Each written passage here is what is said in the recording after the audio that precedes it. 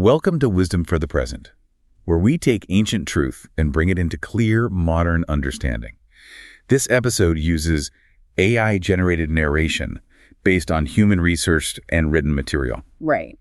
When we usually think about encountering a threat, something genuinely dangerous, there's this built-in expectation that the threat is going to announce itself. Yeah, exactly. Picture a fire alarm. The bell rings, the strobe lights flash, the sirens wail, and you immediately know, okay, time to get out of the building. It's loud, it's obvious, and it is entirely unambiguous. The danger just announces itself as danger. Which is basically how we are biologically wired to process risk. A predator roars or a fire burns. A physical threat presents itself clearly, and our fight or flight response just activates. Right. The calculus is incredibly simple. You're either safe or you are unsafe.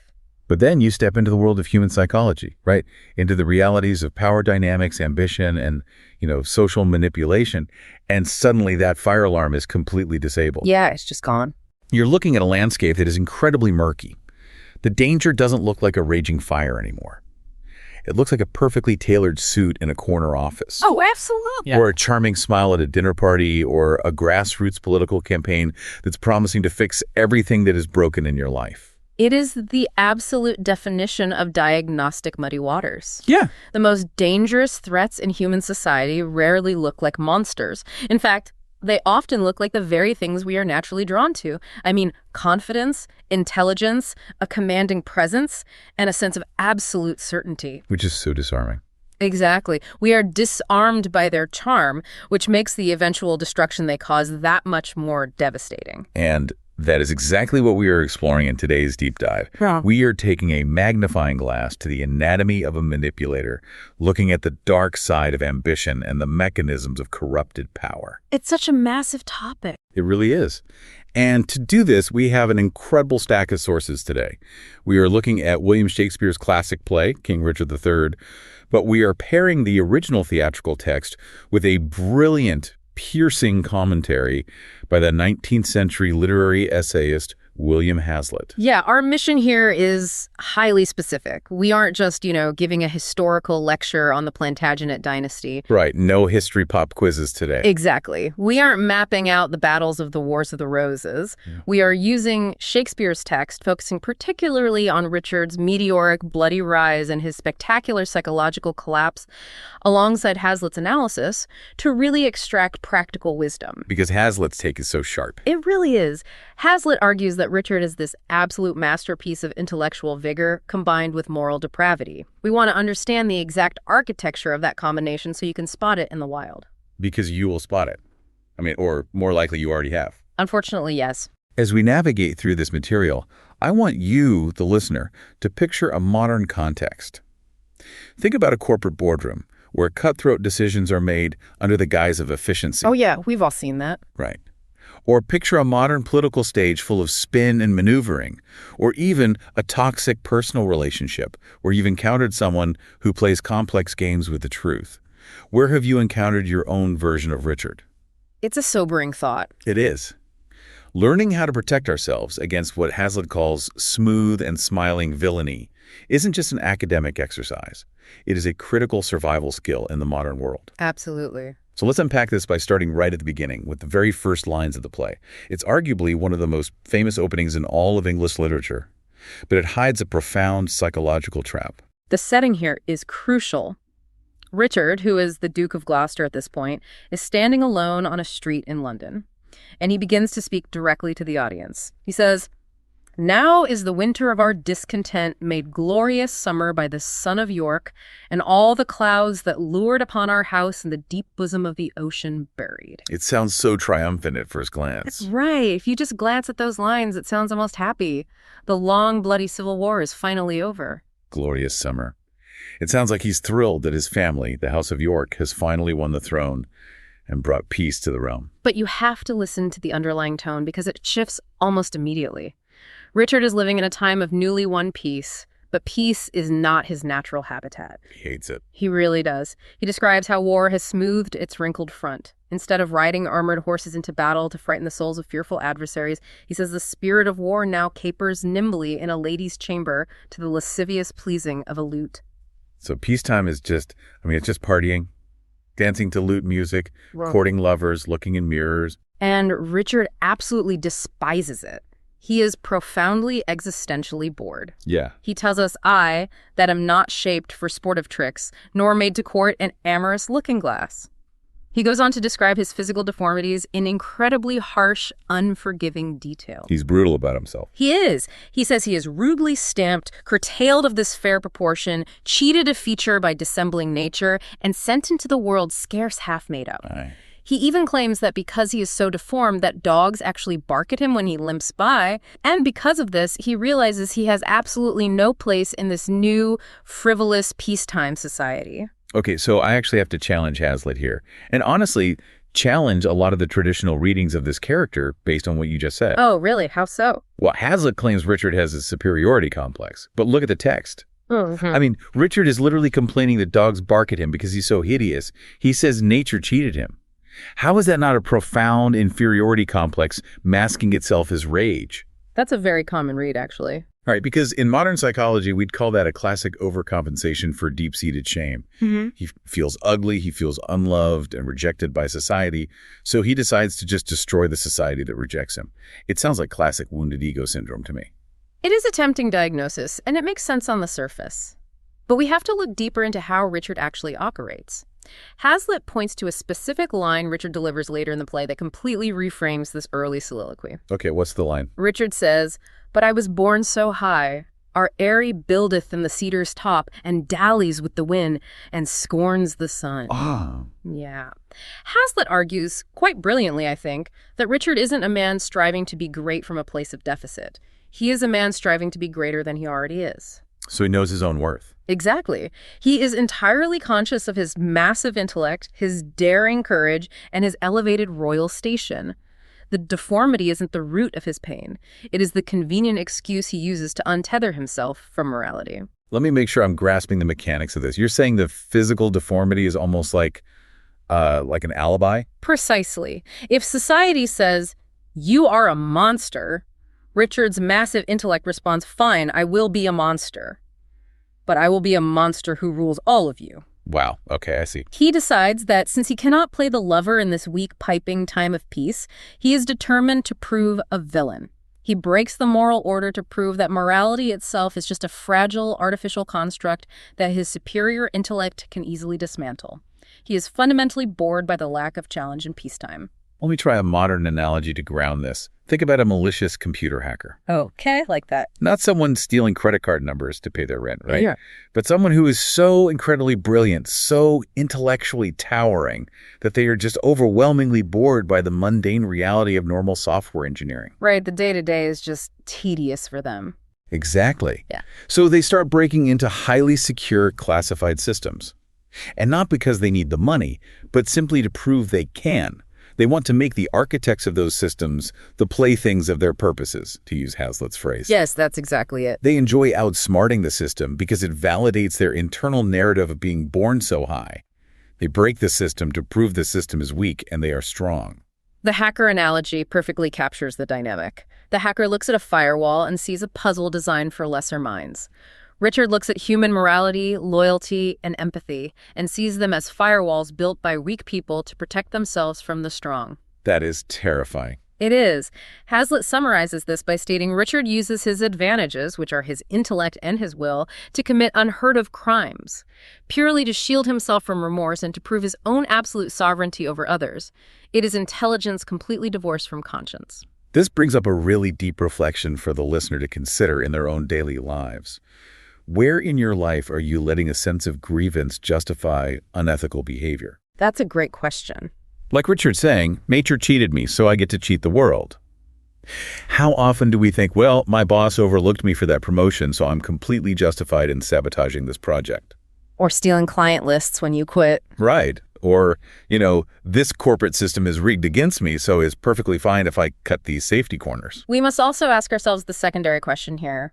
Are we mistaking our intellectual capability for moral rightness? Ooh, yes. Just because you possess the vocabulary and the cognitive speed to outmaneuver someone in a negotiation, or the strategic mind to twist a narrative to your absolute advantage, doesn't mean you are right to do so. We do that all the time. Our culture frequently conflates being smart with being good. We do. And Richard is the ultimate proof that you can be the smartest person in the room and simultaneously the most toxic. And because Richard views the world purely as a stage, it completely changes how he weaponizes that intelligence against his enemies, doesn't it? It absolutely does. Hazlitt is adamant that Richard III is, above all, a theatrical experience. He says the play belongs to the theater rather than to the closet, meaning it's not just a poem to be read quietly in a study. It must be embodied on stage to be truly understood. Largely because Richard himself is constantly performing for the people around him. Hazlitt was writing in a fascinating era of theater history, by the way. Oh, right, the early 19th century. Yeah. And he credits Edmund Kean's legendary stage performance of Richard with unlocking the true depths of the character. Hazlitt specifically notes Kean's frequent and rapid transition from the expression of the fiercest passion to the most familiar tones of conversation. Okay, that rapid emotional transition is a terrifying hallmark of a manipulative personality. It really is. Anyone who has dealt with a highly toxic individual knows this whiplash. 1 second they are raging, they're screaming, entirely terrifying you, and the very next second they are totally calm. They're adjusting their tie, asking you what you want for dinner, as if absolutely nothing happened. Which keeps the victim completely off balance. It totally shatters your reality testing. It is a deliberate, overwhelming psychological tactic.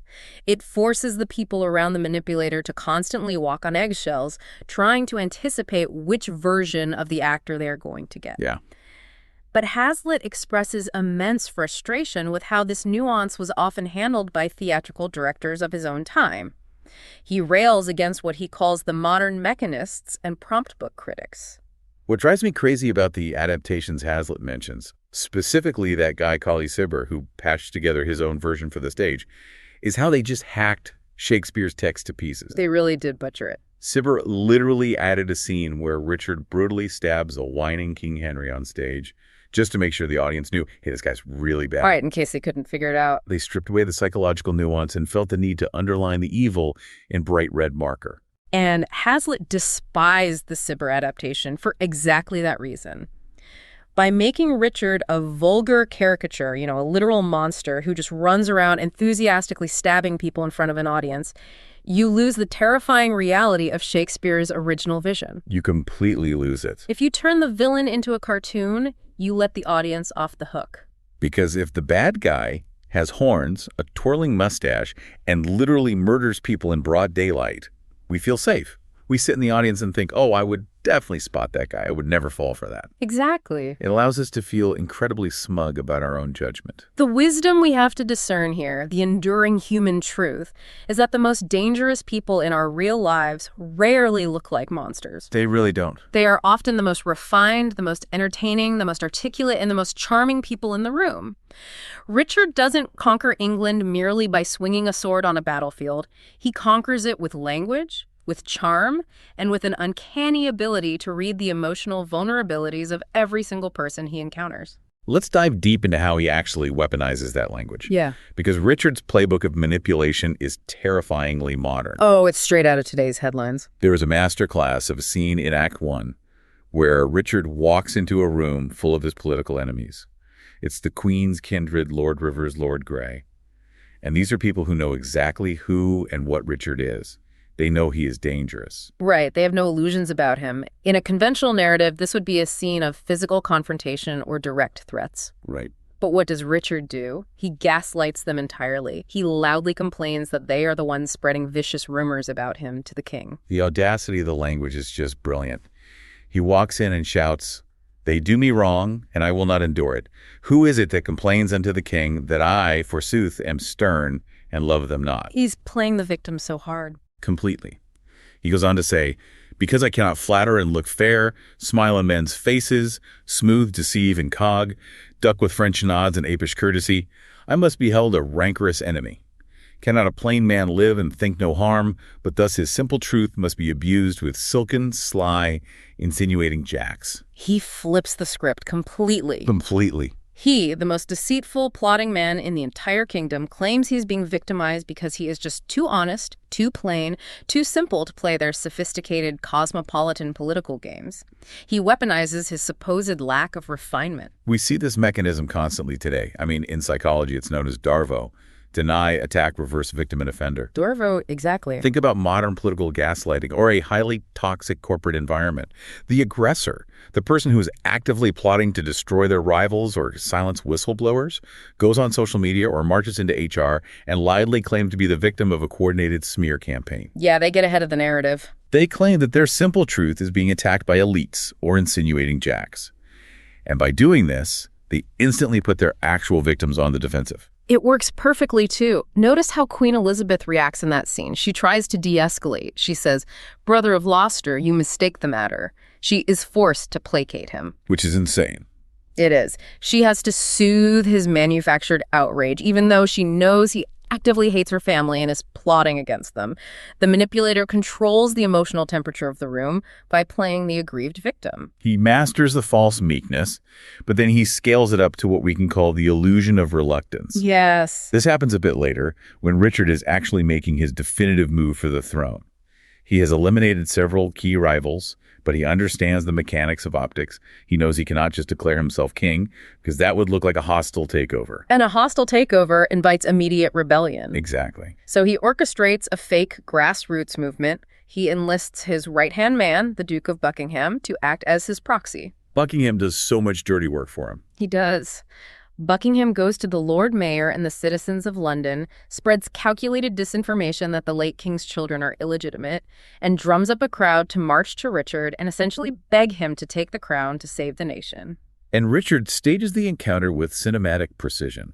When the mayor and the crowd show up at his castle, Richard doesn't just walk out to greet them like a normal person. No, that would be too eager. He appears standing on a balcony, positioned between two clergymen, holding a prayer book, looking deeply absorbed in spiritual meditation. And Buckingham acts as the hype man. He points it out to the crowd, saying, "Look at him," and see a book of prayer in his hand, true ornaments to know a holy man. So fake. Richard pretends his deep religious devotion has been rudely interrupted by worldly affairs. When they ask him to be king, he plays coy. He feigns this tongue-tied ambition. He says, "I would rather hide me from my greatness, being a bark to brook no mighty sea." He forces the public to beg him. He creates a manufactured crisis, positions himself as the reluctant savior, and makes the citizens complicit in his rise to power. It's a brilliant Corporate climber who orchestrates a departmental failure, only to step in reluctantly as the only one who can fix the mess. He provides the public with the illusion that this entire regime change was their idea, while he is pulling every single string behind the curtain. The psychology of manufacturing a mandate is crucial. If the people beg you to rule, you are immune to criticism, at least initially. Right. But maintaining that illusion requires collateral damage. We have to look at a character who represents the danger of false security better than anyone else in the play, which is Lord Hastings. Hazlitt specifically points out that the omission of Lord Hastings' storyline in those butchered stage adaptations is a massive tragic loss. Hastings is the Lord Chamberlain. He has survived decades of turbulent court politics, and he genuinely believes he is part of Richard's untouchable inner circle. He is so confident. Right. At this point in the narrative, Richard's enemies, the Queen's family, are facing execution at Pomfret Castle, and Hastings is thrilled by this. He laughs about it, thinking his political faction has decisively won, completely unaware that Richard and Buckingham have already plotted his death as well. Hastings embodies the ultimate arrogance of the insider. He literally says of Richard, "I know his heart by his face." That line gives me chills. I know his heart by his face. You cannot read the heart of a masterful actor by his face. No, you absolutely cannot. Richard and Buckingham are sitting in council with Hastings, casually planning the coronation.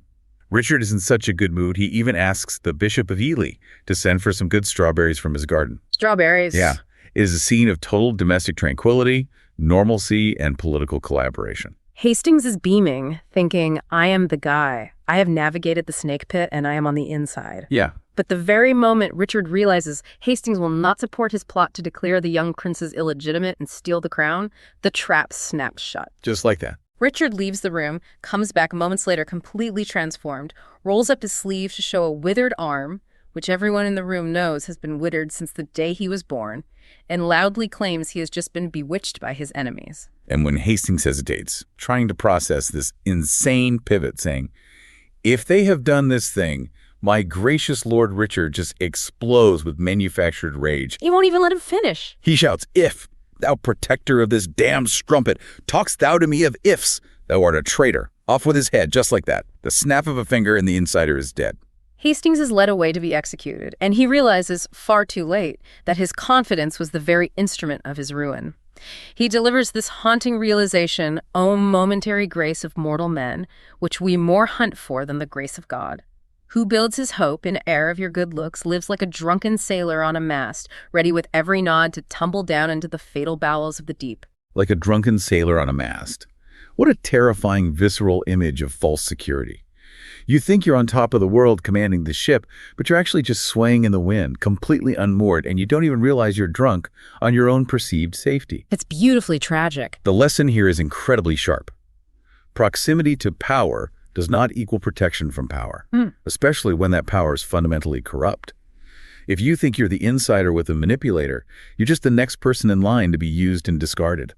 Taking that further, it brings us to a broader sociological question. I mean, it's one thing to say Hastings was arrogant and fell for the trap. It's another to look at how deeply persuasive a manipulator can be, even when the evidence of their toxicity is undeniably right in front of our eyes. Right. Why do we as human beings fall for the act? To answer that, we have to talk about what is arguably the most unbelievable scene in the entire play. The seduction of Lady Anne in Act 1, Scene 2. Oh, this scene. When I first read this, my reality testing broke. I literally thought, how does anyone in any century believe this is actually happening? It absolutely stretches the boundaries of psychological realism if you view it through the lens of a normal human interaction. Set the stage for the listener so they understand the sheer, overwhelming extremity of this moment. Okay, so Lady Anne is literally walking in a funeral procession. She is in deep mourning for her father-in-law, King Henry VI, and her husband, Prince Edward, both of whom Richard literally murdered. Personally. Yes, and not years ago, recently. The bleeding corpse of the king is right there on the stage. Richard abruptly halts the funeral procession. He walks up to her, over the dead body of his victim, and starts flirting with her. It's insane. She curses him, she spits at him, calls him a devil, wishes the earth would swallow him. But by the end of the scene, he offers her a ring. She accepts it and agrees to see him later. How does the human brain allow this to happen? Hazlitt provides the key here, and modern psychology backs him up. Hazlitt says that in this scene, Richard should woo less as a lover than as an actor to show his mental superiority and power of making others the playthings of his purposes. So it's a power trip. Completely. Yeah. He doesn't actually care about Lady Anne. As soon as she leaves the stage, he mocks her, saying, "I'll have her, but I will not keep her long." What he cares about is the challenge. He overwhelms her with audacity. Let's break down the mechanics of that audacity, because it's essentially weaponized cognitive dissonance. Richard doesn't deny killing her husband and father-in-law, because if he denied it, she could argue with him based on facts. Right, they would have a debate about fact. Instead, he claims he did it because he was blinded by his obsessive love for her. He tells her, "Your beauty was the cause of that effect. Your beauty that did haunt me in my sleep to undertake the death of all the world." He takes the horrific trauma she is experiencing and recenters it entirely around her own desirability. It is a psychological short circuit, and then he pulls his ultimate trick. He hands her his own sword, bares his chest, and says, "Lo, here I lend thee this sharp-pointed sword. I lay it naked to the deadly stroke, and humbly beg the death upon my knee." He tells her, "Kill me right now or love me." Yes, it's the paralysis of audacity. He forces a choice so extreme, so unbelievably dramatic that her brain simply cannot process the data. She drops the sword. It's like pouring psychological concrete over someone. They just can't move. In modern terms, we see this in trauma bonding. We see it in highly toxic relationships where someone stays because the abusive partner makes these grand, overwhelming, reality-bending gestures of devotion that completely short-circuit the victim's logic. We also see it in cult dynamics and in extreme political demagoguery. The sheer unprecedented scale of the audacity is what makes it work. Yeah. The victim thinks no human being could possibly lie this boldly or act this insanely, so there must be some hidden truth or genuine passion behind what they're saying. We consistently underestimate human susceptibility to brazen confidence. We like to think that if someone wronged us that deeply, we would stand our ground. But humans are gravitationally drawn to people who project absolute certainty, even when the corpses are right in front of us. But it's not just individual psychology, right? It's systemic. The second reason we fall for the act is the complicity of silence. Oh, this is a great point. There is a tiny, often overlooked scene in Act 3 involving a character called the Scrivener. A scrivener is a professional scribe. He walks on stage holding the official legal indictment of Lord Hastings, which he has just spent 11 hours painstakingly copying out in fair handwriting so it can be publicly read to the citizens of London. But the timeline reveals the entire architecture of the state's corruption. It does. The scrivener explicitly states it took him 11 hours to write the document, and it was brought to him to be copied the previous night. But Hastings was only arrested, accused, and executed 5 hours ago. The math doesn't work. It doesn't. The official document outlining Hastings' sudden, surprising treason was ordered, drafted, and being formally copied long before Hastings ever walked into that council room. The fix was totally in. It was a complete systemic setup. And the scrivener knows it. Right. He looks at this legal document in his hands and says, "Here's a good world the while, who is so gross that cannot see this palpable device, yet who so bold but says he sees it not." Who is so gross that cannot see this palpable device, meaning who is so utterly stupid that they cannot see this is a blatant orchestrated lie. Yet who so bold but says he sees it not? Who is brave enough to actually stand up in public and point out the lie? Everyone sees the truth, but absolutely no one says a word. It's chilling. If we translate this into modern realities, this is the bystander effect weaponized on a systemic level. Think about massive corporate frauds like Enron or Theranos. Hundreds of smart people knew the math didn't work. Hundreds of people saw the palpable device. They all saw it. But the power dynamic is so terrifying, the culture of retribution is so strong, that everyone just puts their heads down and copies out the indictment, just like the scrivener. It's the emperor's new clothes, but with fatal real-world consequences. The philosopher Hannah Arendt talked about the banality of evil, how massive atrocities and corruptions aren't just committed by sociopaths, but are facilitated by normal functionaries who just do their jobs and keep their mouths shut. Yeah. Richard III builds his empire not solely through his own isolated intellect, but by leveraging the silence, the self-preservation, and the fear of the majority. But building an empire on fear has a structural flaw, which brings us to the breaking point of power. Let's look at conscience as the ultimate auditor. Because Richard successfully builds this massive edifice of power. He does it. He is crowned King Richard III. He sits on the throne. The goal he's been aiming for since line 1. Right. But almost the very second the crown touches his head, the paranoia sets in. He says to Buckingham, "Thus high, by thy advice and thy assistance, is King Richard seated. But shall we wear these glories for a day, or shall they last, and we rejoice in them?" He realizes instantly that illegitimate power can never, ever rest. There is always a threat. The system requires constant blood to maintain its equilibrium. And the most immediate threats are the 2 young princes, his nephews, who are the rightful heirs, locked in the Tower of London.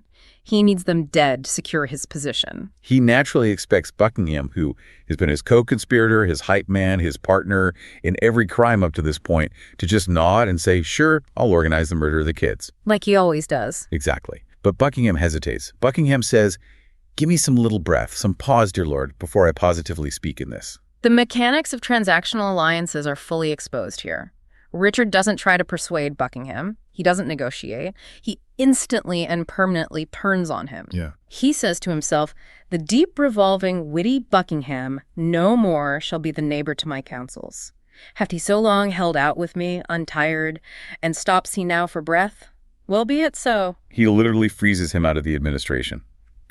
A few scenes later, Buckingham comes to ask for the earldom and the financial rewards Richard explicitly promised him, and Richard just ignores him. Just pretends he's not there. Yeah, he acts like Buckingham isn't even in the room.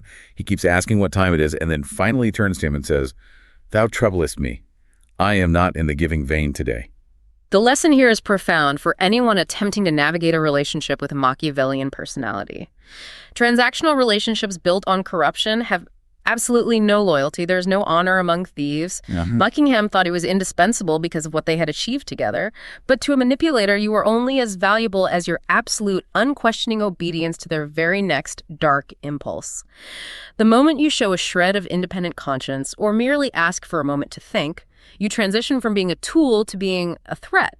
And Buckingham ends up executed, joining Hastings and the rest of the discarded allies.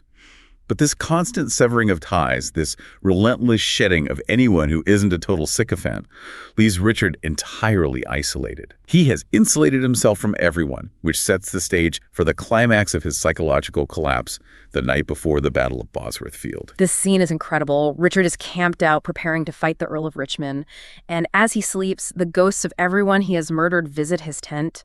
Prince Edward, King Henry, his brother Clarence, Rivers, Grey, Hastings, the two young princes, his wife Lady Anne, and finally, Buckingham. All of them. All of them. And they all repeat the exact same curse, despair, and die. You could look at this as just a spooky theatrical device, right? Like a supernatural ghost story to thrill a Victorian audience. Yeah. But it is so much more than that. It is a total devastating psychological breakdown. He wakes up terrified, sweating, and he delivers a monologue that reveals a completely fractured identity. It is one of the most revealing moments of psychological realism in Shakespeare. Richard says, "What do I fear? Myself. There's none else by." Richard loves Richard. That is, I am I. Is there a murderer here? No. Yes, I am. Then fly. What? From myself. Great reason why, lest I revenge. What? Myself upon myself. He's literally splitting into two people in his own mind, the perpetrator and the victim. The massive, arrogant ego that justified everything because it was born so high, and the deeply buried conscience that is finally aggressively screaming at him. Yeah. He says, "My conscience hath 1,000 several tongues, and every tongue brings in a several tale, and every tale condemns me for a villain." This exposes the ultimate limitation of the intellect. Hazlitt talked extensively about Richard's power of intellect, but the intellect can only outsmart other people. It cannot outsmart the subconscious. The subconscious keeps a perfect ledger. A perfect, immutable ledger. You can suppress your conscience to achieve your ambition. You can mock morality as a construct of the weak, but you cannot delete it from your humanity. The bill always comes due, and it is paid in the currency of psychological terror. That is a powerful, practical thought for you, the listener. Think about the concept of self-auditing. If your particular definition of success requires you to constantly sever yourself from your empathy, if you were leaving a long trail of broken relationships and discarded allies in your wake, which is exhausting. Right. If you must constantly play the eavesdropper to see who is actually loyal to you, as Richard explicitly says he plans to do in the army camps, you haven't built a kingdom. You've built a prison. And you are the sole inmate. Richard realizes this terrifying truth when he says, "There is no creature loves me, and if I die, no soul will pity me." That's just so bleak. His superiority complex, his drive to prove his intellect by dismantling the moral order, has ultimately isolated him on a peak where he is completely alone, entirely unloved, and terrified of his own shadow. Which brings us to a comparative insight as we close out this deep dive. Shakespeare doesn't just leave us staring into the abyss of Richard's toxic leadership. He deliberately contrasts it with his rival, the Earl of Richmond, who represents the alternative. Hazlitt notes that Richard approaches his prey like the first tempter, which is a direct comparison to Satan in the Garden of Eden. He operates purely on division, temptation, exploitation of weakness, and fear. He breaks things apart. Now consider the alternative Richmond presents at the end of the play. Before the final battle, Richmond gives an oration to his soldiers, and he doesn't talk about his own glory or his intellectual superiority. He talks about shared values. The collective good. Exactly. He says, "If you do fight in safeguard of your wives shall welcome home the conquerors. If you do free your children from the sword, your children's children quits it in your age." He acts as a unifier. He connects his ambition to the collective well-being of the community. Contrast that deeply inclusive vision with Richard's final speech to his troops. It is entirely about defending his own physical space and projecting dominance through rage. He calls the enemy a scum of Bretons and base lackey peasants. Such contempt. And his rallying cry is purely nihilistic. March on. Join bravely. Let us to it pell-mell, if not to heaven, then hand in hand to hell. Hand in hand to hell. He will literally drag everyone down into the fire with him just to protect his own ego. And he explicitly rejects the idea of morality one last time, saying, "Conscience is but a word that cowards use, devised at first to keep the strong in awe. Our strong arms be our conscience, swords our law." That is the ultimate distilled creed of the tyrant. The Machiavellian philosophy taken to its absolute extreme. Might makes right. Intellect and force replace empathy and law. So, as we wrap up this deep dive into the architecture of Amtean, I want to leave you, the listener, with a lingering, provocative thought. Richard lived by the philosophy that conscience is just a tool devised to keep the strong in awe. He believed that intellect and will could conquer everything. and that empathy was a weakness to be exploited. Right. And for a while he was right. He became king. Look at the world today. Look at our digital algorithms that financially reward outrage, division, and the rapid shifting of reality. It's all around us. Look at the corporate ladders that so often promote the most ruthless, Machiavellian behavior over quiet, collaborative competence. Look at our political arenas where DARVO and gaslighting are no longer considered shocking, but are just accepted as standard public relations strategies. Has we built a modern ecosystem that accidentally rewards Richard's philosophy? It's a vital, necessary question, because if the system inherently rewards the smooth and smiling villain, it requires active, conscious, and incredibly strenuous resistance to not become one yourself. Or to not be seamlessly manipulated by one. And if that is the ecosystem we are navigating, how do you, as an individual, choose to stay strong in your career, in your ambitions, and in your life without losing your conscience? How do you operate in the muddy waters of the modern world without becoming the very monster you are trying to outsmart? Because remember, the most dangerous threats don't sound like a fire alarm. They sound like a perfectly reasonable argument, whispered by someone who is entirely convinced they were born so high that the rules of humanity simply do not apply to them. Well said. That's the heart of this section. This is Wisdom for the Present, where understanding leads to clarity, and clarity shapes how we see and live. We'll see you in the next episode.